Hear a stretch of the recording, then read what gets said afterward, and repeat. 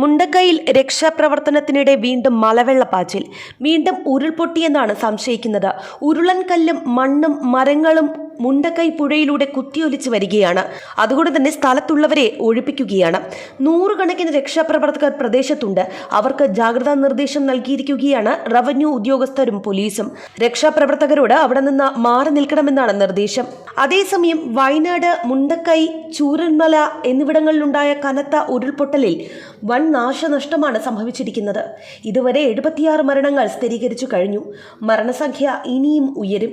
അപകടത്തിൽപ്പെട്ട പലരുടെയും നില അതീവ ഗുരുതരമാണ്. ഒറ്റപ്പെട്ടുപോയ പ്രദേശങ്ങളിലേക്ക് രക്ഷാപ്രവർത്തകർ എത്തിച്ചേരുന്നതേയുള്ളൂ.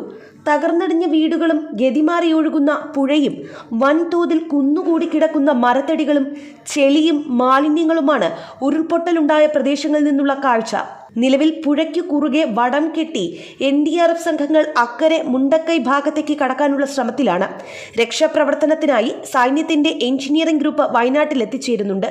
ഉരുൾപൊട്ടലിൽ പാലം തകർന്ന സാഹചര്യത്തിൽ ബദൽ സംവിധാനം അടക്കമുള്ള കാര്യങ്ങൾ സൈന്യത്തിന്റെ എഞ്ചിനീയറിംഗ് വിഭാഗം നടപ്പിലാക്കും.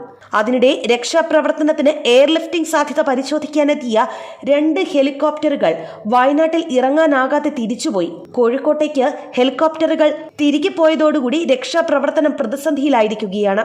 പുലർച്ചെ 2 മണിയോടുകൂടിയാണ് മുണ്ടക്കൈയിൽ ഉരുൾപൊട്ടിയത്. കരസേനയുടെ 190 അംഗ സംഘം വയനാട്ടിലേക്ക് പുറപ്പെടുകയും ചെയ്തു. 3 ലയങ്ങൾ ഒലിച്ചുപോയി. ആയിരക്കണക്കിന് പേരാണ് രക്ഷാപ്രവർത്തനത്തിനെത്തിയിരിക്കുന്നത് എന്ന് സന്നദ്ധ പ്രവർത്തകൻ ഷാജി പറഞ്ഞു. മണ്ണിനടിയിൽ നിരവധി പേർ കുടുങ്ങിയിട്ടുണ്ട്.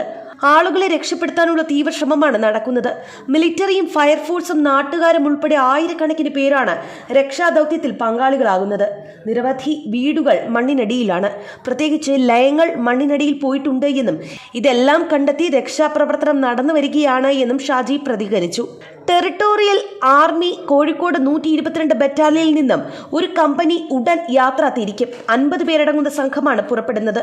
മുണ്ടക്കൈയിൽ നിന്നുള്ള രക്ഷാപ്രവർത്തനം തന്നെയാണ് ഏറ്റവും അധികം ആശങ്ക സൃഷ്ടിക്കുന്നത്. മുണ്ടക്കൈയിൽ നിന്ന് ആരും ആശുപത്രിയിൽ എത്തിയിട്ടില്ല എന്ന് പറയുകയാണ് നാട്ടുകാർ. മുണ്ടക്കൈ ഭാഗത്തു നിന്നുള്ള ചിലർ ചാലിയാറിലേക്ക് ഒലിച്ചു പോയിട്ടുമുണ്ട്. ആരൊക്കെയുണ്ട്, ആരൊക്കെ പോയി എന്നൊന്നും യാതൊരു വിവരവുമില്ല എന്നാണ് നാട്ടുകാർ പറയുന്നത്. ചാലിയാറിൽ നിന്ന് മാത്രം കണ്ടെടുത്തത് 13 മൃതദേഹങ്ങളാണ്. മുണ്ടക്കൈ ഇപ്പോഴും ഒറ്റപ്പെട്ട അവസ്ഥയിലും. ഒരു പ്രദേശമാകെ ഒലിച്ചു പോയിരിക്കുന്നു.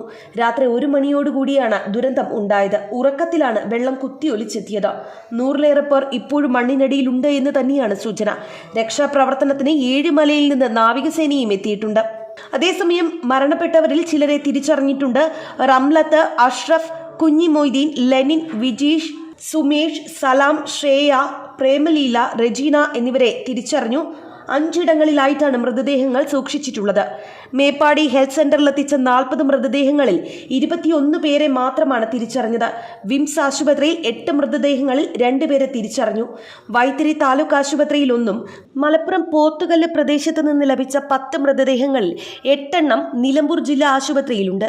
മലപ്പുറം ചുങ്കത്തറ കുന്നത്ത് പൊട്ടിക്കടവിൽ ഒരു മൃതദേഹം കൂടി കിട്ടിയിട്ടുമുണ്ട്. മരിച്ചവരിൽ 3 കുട്ടികളുമുണ്ട്. സഹാന, ആഷിന, അശ്വിൻ എന്നിവരാണ് മരിച്ചത്.